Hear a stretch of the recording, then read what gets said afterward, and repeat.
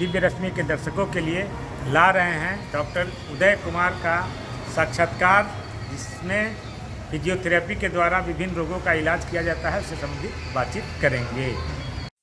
लकवाग्रस्त हो रहे हैं, कुछ तनावग्रस्त होने से बच्चे गर्भावस्था में ही विकलांग हो जा रहे हैं। इसके कई वजह हैं। इन्हीं वजहों को जानने के लिए हम डॉक्टर उदय कुमार से इंटरव्यू ले रहे हैं, जानकारी ले रहे हैं, जो और लोगों को अच्छा लगेगा। तो डॉक्टर साहब जी, पहला क्वेश्चन आपसे यही है हमारा कि ये जो कॉलेज है, फिजियोथेरेपी कॉलेज जो है, ये क्या इकलौता है बिहार में? बिहार सरकार कॉलेज तो प्राइवेट बहुत सारे हैं, लेकिन बिहार में बिहार सरकार का कॉलेज इकलौता है, जो 1966 से पहले स्कूल के रूप में चलता था। फिर 1998 में कॉलेज में अपरिणित हुआ। तब से यह कॉलेज हमारे विकलांग भवन स्थित में Bihar college of physiotherapy and occupational therapy चल रहा है। इसमें नामांकन की क्या प्रक्रिया है? नामांकन की प्रक्रिया है, BCECE बोर्ड है जिसके तहत सिलेक्शन होता है, और वहीं से हम लोगों को सेलेक्ट करके बच्चों को दिया जाता है, जिसका नामांकन हम लोग। तो एक सत्र में कितने छात्र छात्राओं का नामांकन किया जाता है? 20 फिजियोथेरेपिस्ट और 20 ऑक्यूपेशनल थेरेपिस्ट, टोटल 40 लड़कों का नामांकन होता है जी। और यह कितने वर्षों का कोर्स रहता है? 4 साल का कोर्स है, 6 महीने का इंटर्नशिप, 4.5 साल। इसके लिए शुल्क वगैरह क्या है निर्धारित? शुल्क तो बहुत माइनर है, जो कि सरकार से निर्धारित है, जिसमें हम लोगों का कोई हस्तक्षेप नहीं होता है। 8,000 8,500 के करीब लगता है। बच्चों को रहने के लिए क्या यहाँ छात्रावास है, कैंटीन भी है? कैंटीन भी है।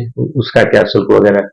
कैंटीन का तो शुल्क निर्धारित हमारे बच्चे करते हैं, और कैंटीन जो चलाते हैं वो करते हैं, मिलकर करते हैं। और छात्रावास लड़कों का अलग है, लड़कियों का अलग है, और कैंटीन दोनों का कंबाइंड।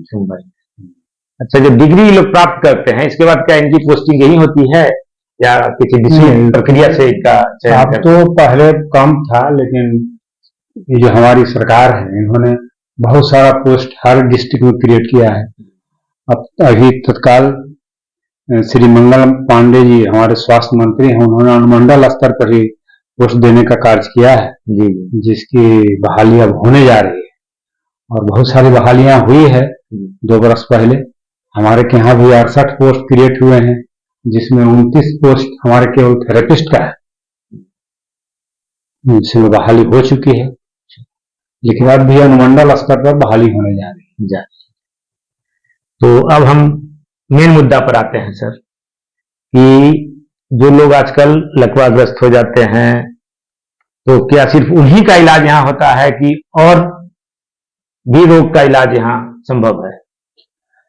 लकवाग्रस्त तो एक बीमारी है जिसका इलाज होता ही है। मसल कमजोर हो जाता है, पक्षाघात हो जाता है। लकवा में बहुत तरह का लकवा है। लकवा that is the weakness of the muscles,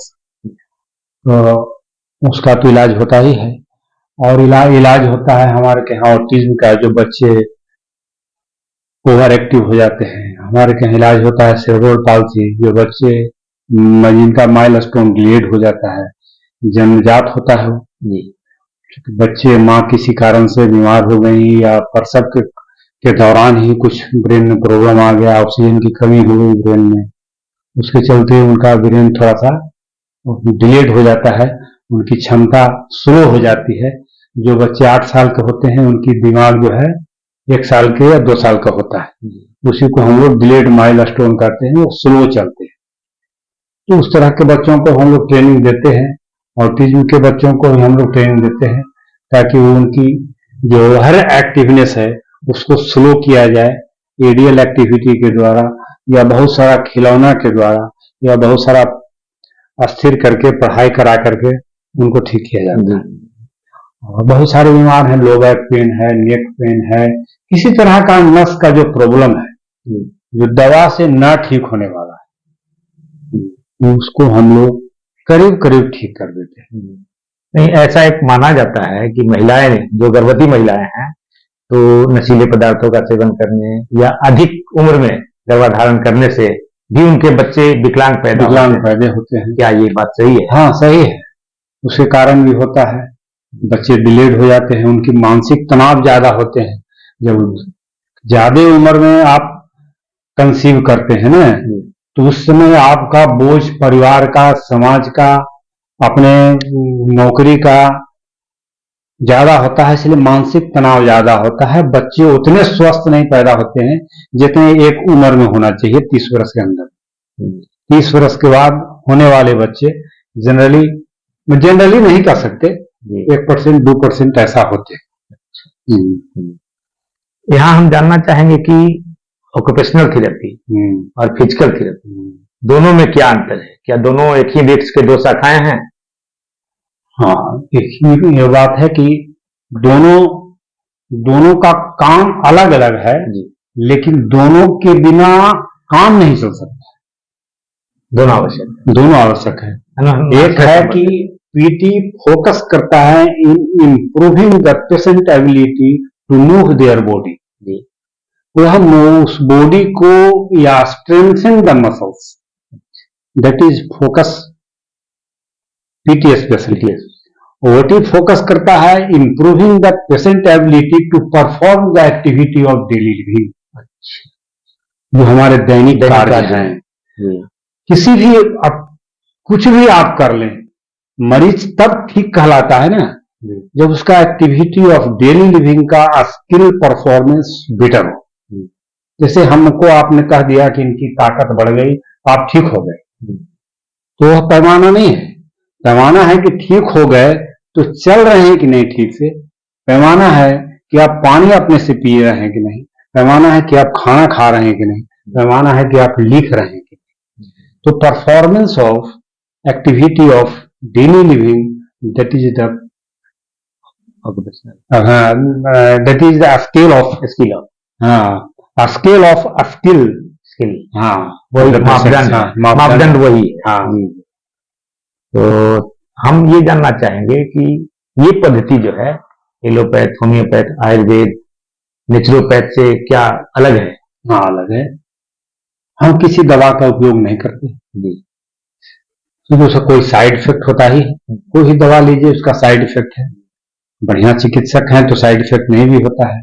बहुत सारे दवाएं हैं, डॉक्टर देते हैं दवा और कहते भी हैं कि दवा ज्यादा खाइएगा तो दिक्कत होगा, लेकिन आप एक्सरसाइज कराइए।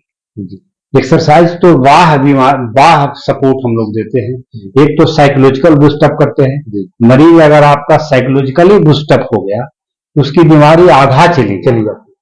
अगर आप जितना भी प्रयास कर लें, अगर मेंटली अगर आपका मरीज प्रिपेयर्ड नहीं है ठीक होने के लिए, तो ठीक नहीं हो सकता। अगर मेंटली प्रिपेयर्ड हो गया आपके द्वारा, तो 50% आपका काम हो गया, 50% आप कर लीजिएगा। तो यहाँ किन किन रोगों का मतलब इलाज होता है? स्पेशली तो जिसका मसल वीकनेस दैट इज किसी तरह का पैरालिसिस हो या पेरियार्थराइटिस हो, किसी तरह का स्टिफनेस हो, ज्वाइंट स्टिफनेस हो जिसमें मोबिलाइजेशन में दिक्कत हो, किसी तरह का मैनिपुलेशन टाइप का हो जिसमें ज्वाइंट स्टिफनेस ज्यादा हो और मैनिपुलेशन की जरूरत हो उसमें हो, या बच्चा हो जो सेरेब्रल पाल्सी का है जिसका माइलस्टोन डिलोड हो, और उस तरह का बच्चा है जिसका ऑटिज्म हो, जिनका ओवर एक्टिविटी डेवलप कर गया हो बच्चे में, उस तरह के बच्चे का। और देखिए इसका उपयोग तो हर विभाग में चला गया। हर विभाग में हमारा उपयोग न्यूरोलॉजी में है, हमारा विभाग गायनेकोलॉजी में है, हमारा साइकोलॉजी में है, हमारा अभी भी पोस्टिंग मानसिक रोग आरोग्यशाला में भी है। तो मानसिक रूप से विकृत आदमी के लिए भी हमारा थेरेपिस्ट काम करता है, क्योंकि मानसिक रूप से विकृत आदमियों के लिए समाज से जोड़ने के लिए आप तो दवा देते हैं कि बीमारी सप्रेस्ड हो, ठीक हो या ना होने हो, बीमारी सप्रेस्ड, लेकिन हम उसको एक्टिविटी के द्वारा डेवलप करते हैं, माइंड को डाइवर्ट करते हैं, उसको खेल कूद का सामान देते हैं, उसको पढ़ने का सामान देते हैं, उसको एक्टिविटी वेस्ट एक्सरसाइज कराते हैं ताकि उसका डाइवर्सन ऑफ माइंड हो, इंगेज अलग दिशा में हो ताकि वह ठीक हो सके। अच्छा, इसमें थेरेपी का भी कोई रोल है? जो लोग ठीक करते हैं उसमें किस किस तरह की थेरेपी दी जाती है? थेरेपी तो जो भी एक्सरसाइजेज वो देते हैं, इक्विपमेंट्स बेस्ड एक्सरसाइज हाँ, देते वही हैं, जानकारी। एक्टिविटी बेस्ड एक्सरसाइज देते हैं, जैसे स्किल्ड बेस्ड एक्सरसाइज देते हैं। जैसे मान लिया जाए कि आपका हाथ का फाइनल फंक्शन नहीं आ रहा, तो आप उस मरीज को आप स्विंग सिखाइए, स्वेटर बुनना सिखाइए, कपड़ा सिलना सिखाइए, सैंडिंग सिखाइए, बिट्स काउंटिंग सिखाइए, हाँ, कॉम्बिंग सिखाइए, ब्रशिंग सिखाइए, जिससे पता चले कि वो अपना एक्टिविटी ऑफ डेली लिविंग को फैसिलिटेट करने का कितनी क्षमता है और कितना कर सकता है। इसमें इलेक्ट्रोथेरेपी वगैरह जो दिया जाता है पेशेंट्स को, अल्ट्रासोनिक थेरेपी दिया जाता है, तो उससे उसकी क्या भूमिका है?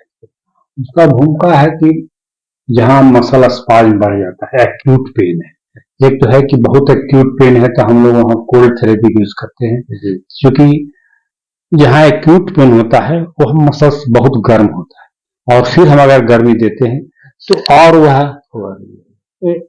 फैलने का डर रहता है, तो उसको पहले तो सेटल होने देते हैं। जब सेटल होता है तो मसल स्पाज्म वगैरह रहता है, तो उसको सेक देने से स्पाज्म दूर होता है, ताकि आप जो एक्सरसाइज करें तो किसी तरह का दर्द बढ़ने का चांसेस ना हो और ठीक हो सके। तो एक्सरसाइज को फैसिलिटेट करने के लिए इलेक्ट्रोथेरेपी का होना बहुत जरूरी है। और यहाँ आपके यहाँ मैंने दिखाने के लिए क्या प्रक्रिया है? हमारे यहाँ दिखलाने के लिए 5 रुपए का रसीद करता है, नीचे रजिस्ट्रेशन होता है, उसके बाद ऊपर में उस मरीज को डायग्नोसिस किया जाता है, उसके बारे में सारी जानकारियां ली जाती है, फैमिली बैकग्राउंड, पर्सनल बैकग्राउंड, उसका हॉबी क्या है, करता क्या है, उसके हिसाब से उसका इलाज किया जाता है। सारे बातों को ध्यान में रखते हाँ, हुए इलाज बताया जाता है। तो यहाँ क्या सिर्फ आउटडोर ही है या इंडोर भी? इंडोर ही है। हमारे यहाँ मरीज भर्ती भी रहते हैं। जी जी। तो इंडोर में कैपेसिटी क्या है? इंडोर 35 बेड का कैपेसिटी का। वहाँ इलाज वगैरह, खाना, ये सब सब मिलता है जी, फ्री व्यवस्था है सब सरकार की? हाँ, सरकार का जो भी नियम है यहाँ लागू होता है और पूर्णतः लागू होता है। हाँ, पर डे बेडशीट चेंज करना, पर डे खाना चेंज करना, उसका रोज हम निगरानी करते हैं कि खाना ठीक मिला कि नहीं मिला। उसके लिए कोई मापदंड भी है क्या? हाँ, कि गरीब का होना चाहिए या कि किसी भी पेशेंट का? गरीब होना चाहिए नहीं होना चाहिए, है कि हमारी पात्रता है कि आने जाने में उसका असुविधा न हो। देखते हैं कि बगल का है, आने जाने में उसको सुविधा है तो उसको भर्ती नहीं लेते, चाहते हैं कि गरीब हो और दूर से आने वाला उसका आने में ज्यादा दिक्कत नहीं हो, उसको भर्ती लेना आने वाला। हम लोग प्रेफरेंस देते हैं मरीज का, इसमें गरीबी अमीरी नहीं है, लेकिन गरीब को तो प्रेफरेंस मिलना ही चाहिए, मिलता भी है।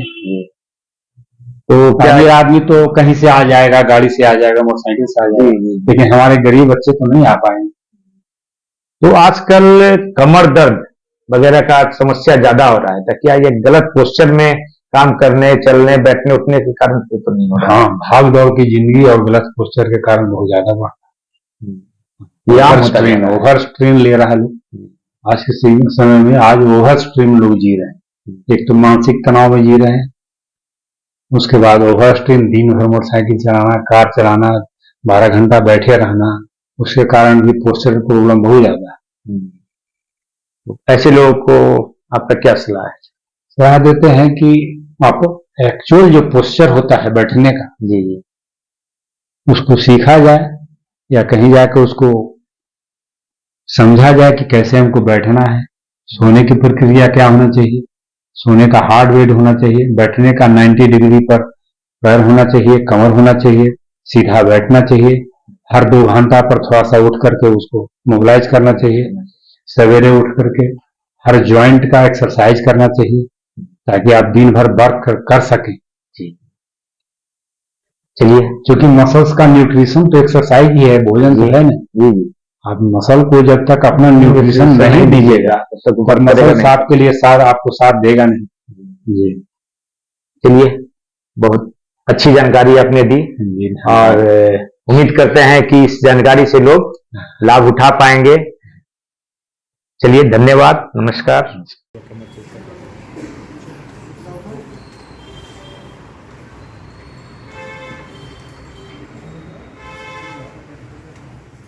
साथ ही साथ यहाँ पर शोल्डर ब्लेड है। ये दोनों उपकरण पे यहाँ पर पेशेंट्स आते हैं, खुद से एक्टिव एक्सरसाइज यानी कि खुद से करने वाली एक्सरसाइजेस करते हैं और साथ ही साथ यहाँ पर जो है फिजियोथेरेपी की भी सुविधा उपलब्ध है।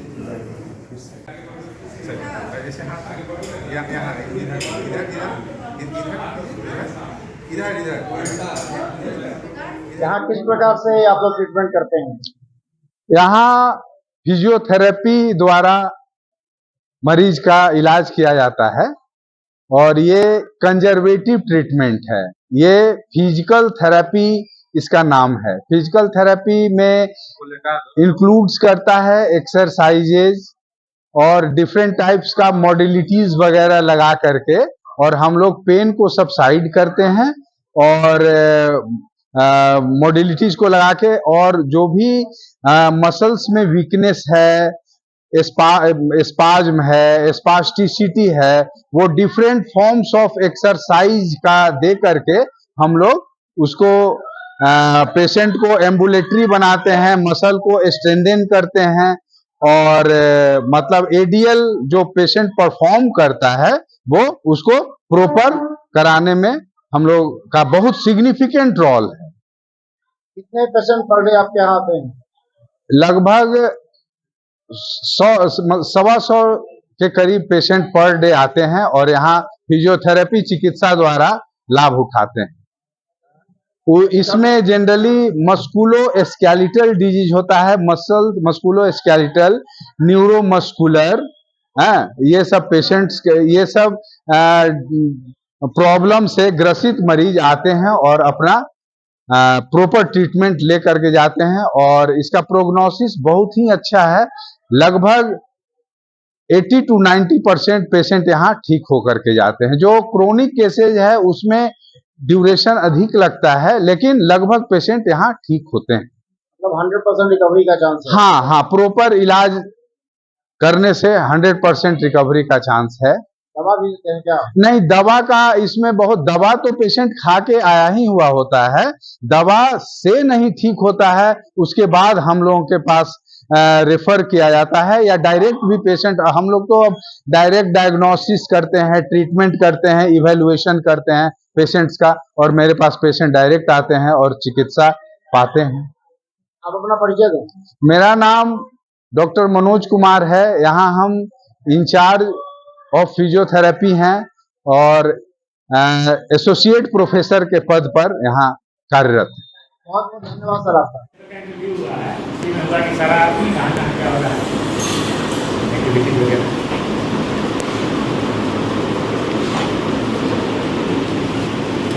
यहाँ किस चीज़ का है? बताइए क्या क्या क्या ये के लिए ये करवाया जाता है? यहाँ पे अपर लिम्ब की एक्टिविटीज़ होती है, कोई भी डिसीज हो जैसे कि शोल्डर पेन वगैरह हो, फ्रोजन शोल्डर हो या फिर पोस्ट फ्रैक्चर वगैरह हो, रिस्क से रिलेटेड या एल्बो से रिलेटेड जो भी प्रॉब्लम हो वो सारे अपर